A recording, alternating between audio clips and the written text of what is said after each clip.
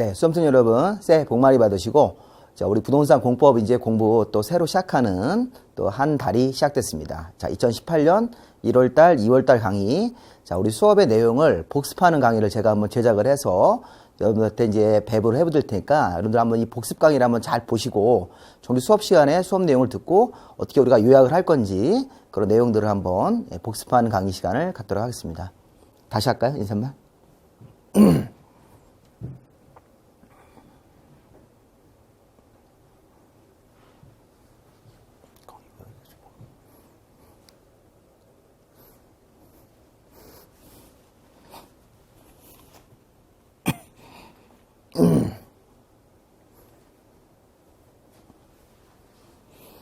네, 수험생 여러분 반갑습니다.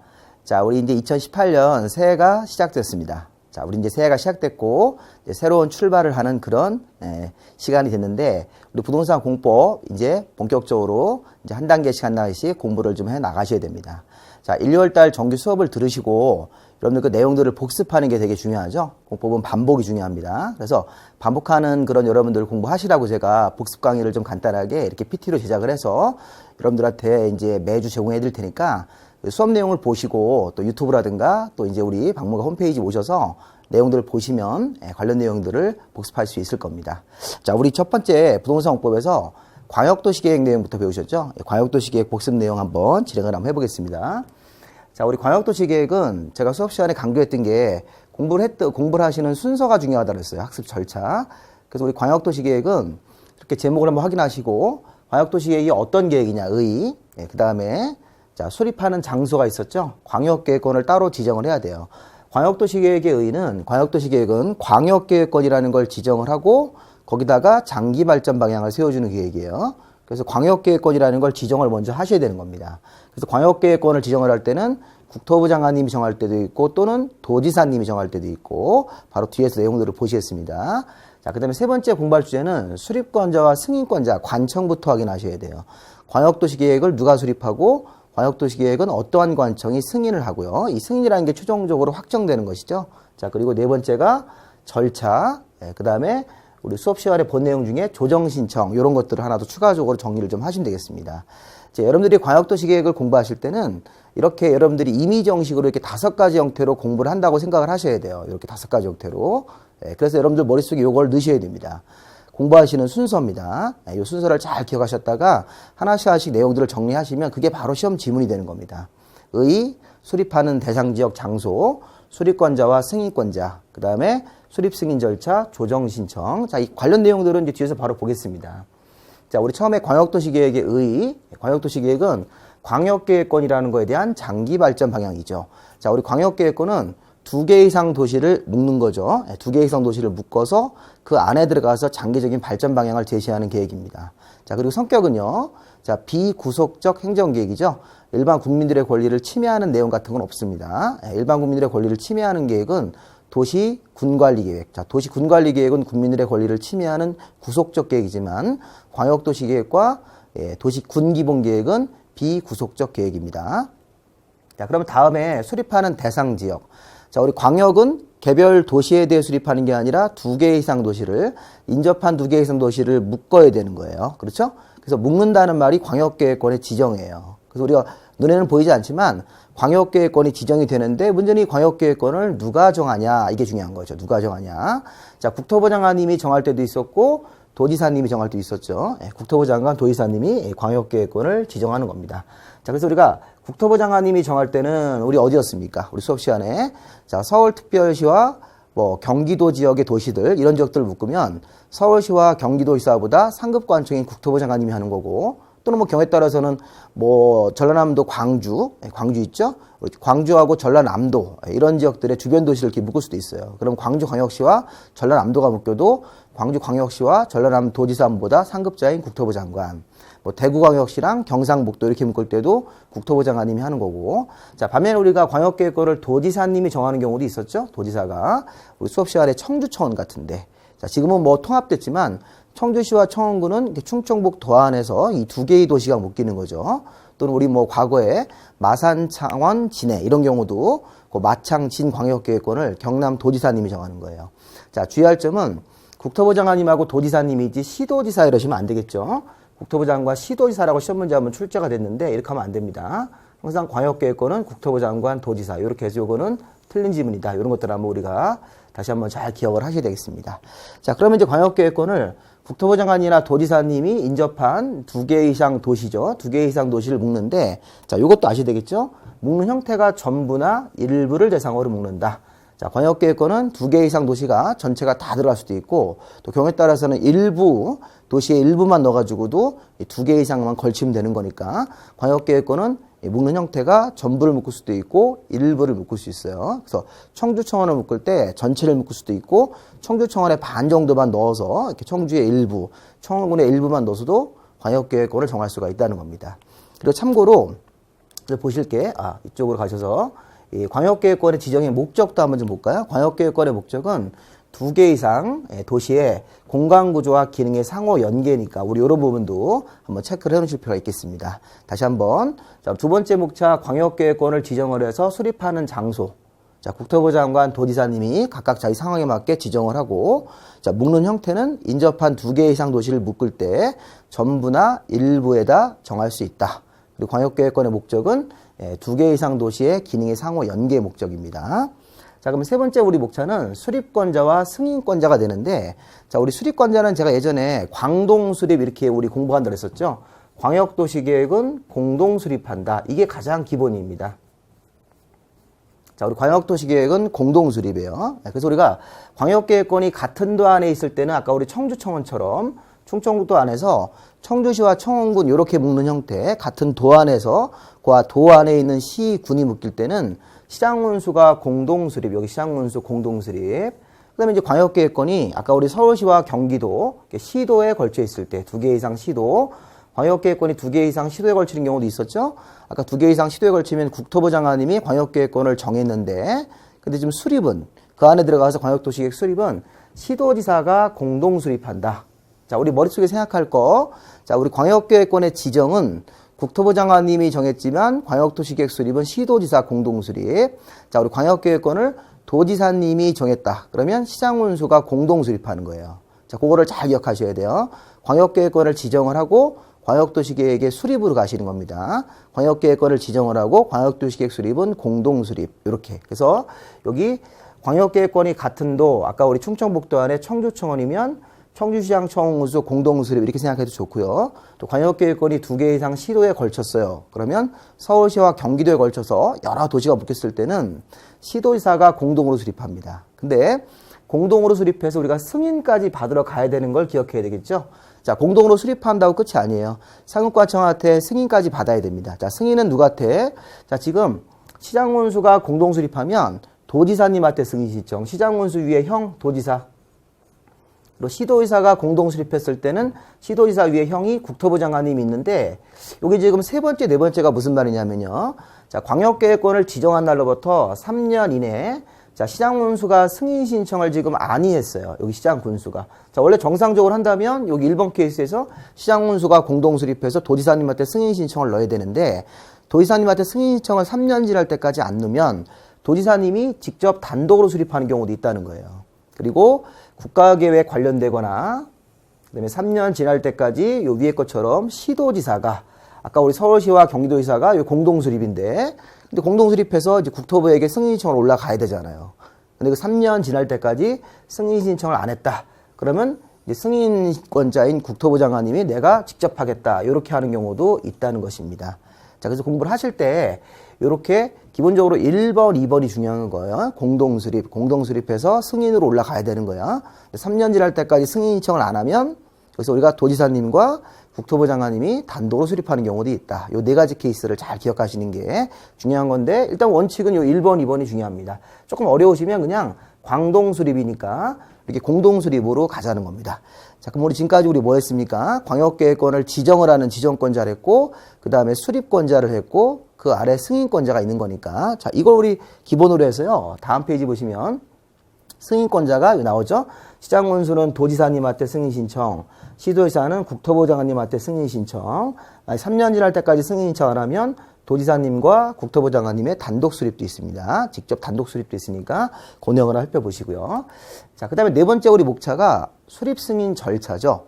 자, 제가 수업 시간에 어떻게 했었어요? 외우실 때. 자, 먼저 수립 쓰시고, 승인 쓰시고, 요거, 이 분홍색. 그 다음에 중간에 의협심, 이렇게 쓰는 거죠. 의협심.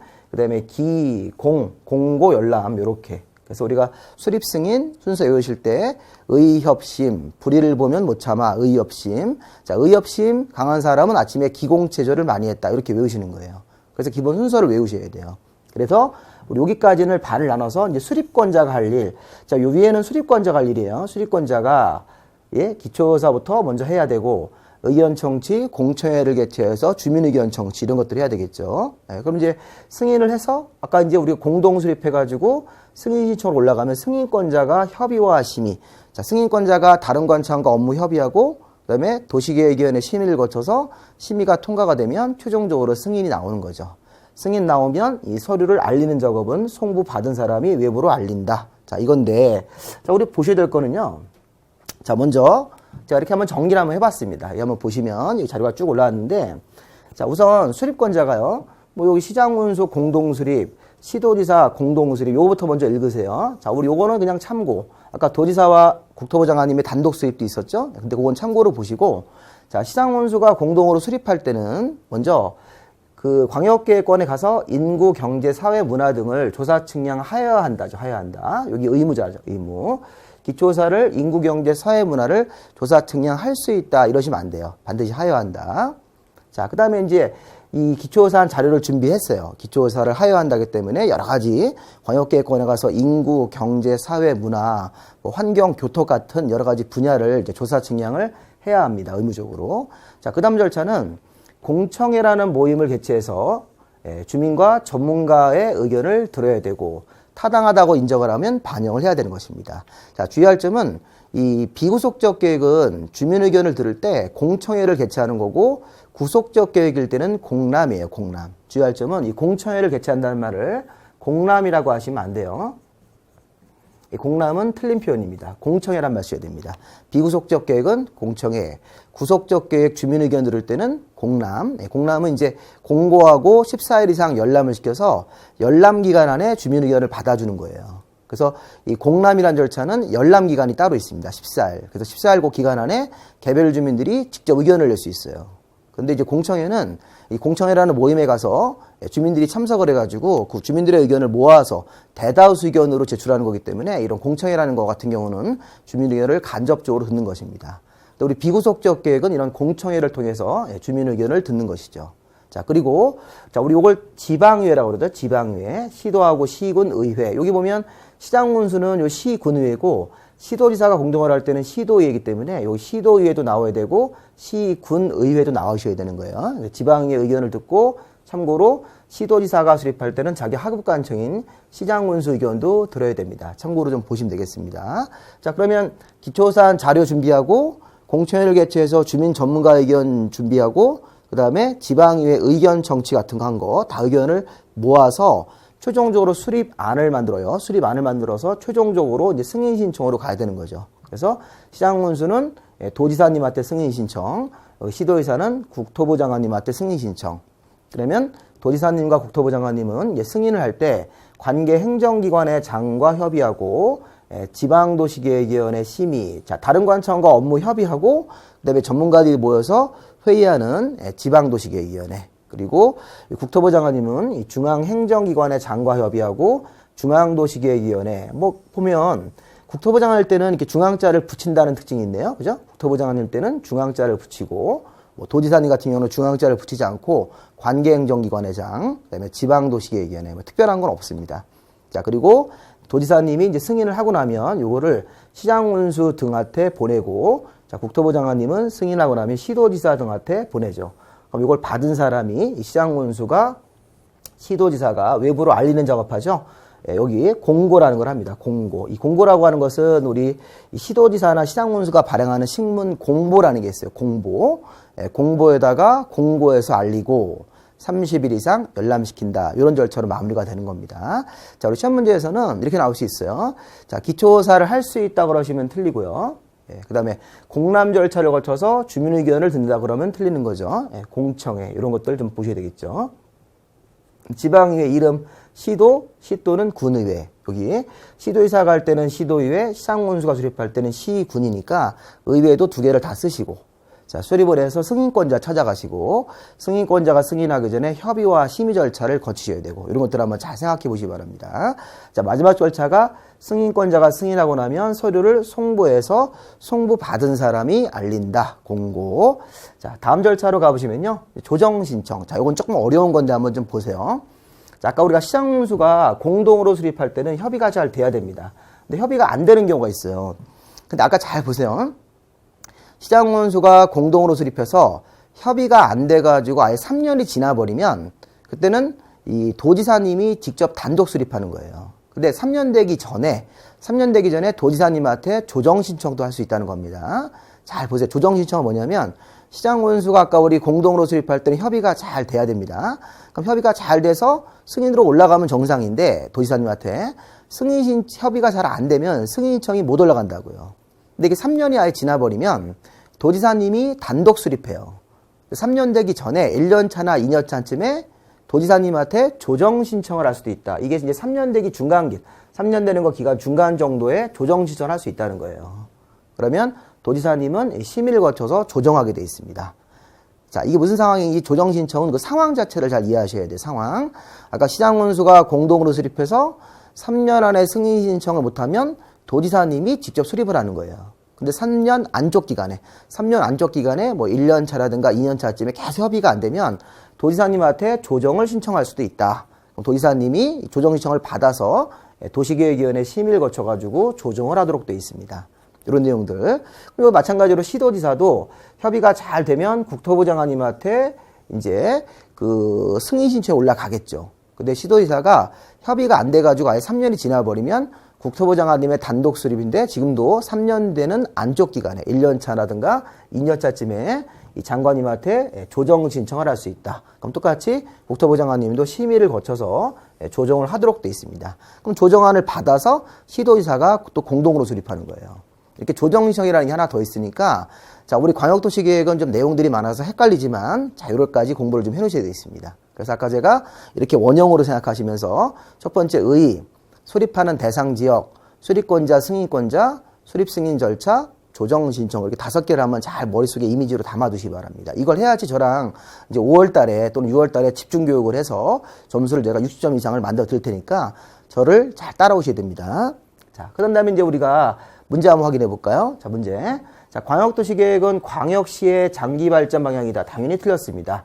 자, 광역도시계획은 광역계획권을 묶어서 2개 이상 도시를 묶어서 여기에 대한 장기 발전 방향인데 이걸 광역시라고 이렇게 이 광역시는 하나의 도시니까 성립할 수가 없습니다. 자, 두 번째 문제도 보시면 자, 광역계획권은 광역시장님이 정하는 건가요? 아니죠. 아까 우리 광역계획권은 국토부 장관님하고 도지사님이 각각 자기 상황에 맞게 광역계획권을 지정할 수 있다. 국토부 장관님은 서울시와 경기도에 걸쳤을 때 도지사님은 청주청원 요거를 잘 생각하시기 바랍니다. 마지막 문제 하나만 더 보시면 자, 시장군수가 광역도시계획을 수립하거나 변경을 할 때는 당연히 도지사님한테 승인을 얻어야 되는 거죠. 승인권자를 잘 찾아가셔야 되겠습니다. 이런 것들은 우리 맞는 질문이죠. 자, 여기 써 있는 것들 제가 샘플로 한 3문제 보여드렸는데 다 기출문제입니다. 자, 이렇게 기출문제가 우리가 평이하게 나올 수 있으니까 이런 형태의 문제도 좀 보시고 조금 어려운 문제도 있는데 그건 제가 나중에 한번 달아드리겠습니다. 자, 여기까지 하시면 우리 광역도시계획을 잘 복습을 하신 거예요. 자, 우리 다음은 도시기본계획에서 뵙도록 하겠습니다. 여러분 수고하셨습니다.